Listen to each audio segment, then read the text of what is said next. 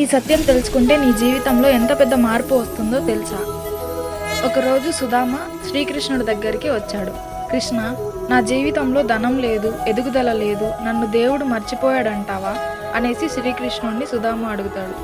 అప్పుడు శ్రీకృష్ణుడు చిరునవ్వుతో ఇలా అన్నాడు, సుధామ, నీకు ఓ జొన్న గింజ గురించి తెలుసా అనేసి.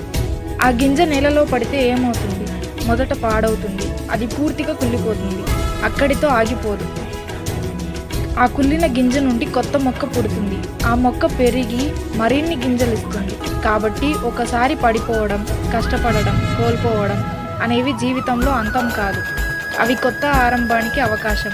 నీ కష్టం నీకు భవిష్యత్తులో కొత్త జీవితాన్ని ఇస్తుంది. నమ్మకంతో ఉండు, ధైర్యంగా ఉండు అనేసి శ్రీకృష్ణుడు సుధామతో ఇలా అంటాడు. ఏ కష్టమైనా శాశ్వతం కాదు, ప్రతి కష్టంలోనూ కొత్త అవకాశాలు బీజం ఉంటుంది. మీ జీవితంలో మీరు ఎప్పుడైనా ఇలా అనుభవించారా? కామెంట్ చేయండి.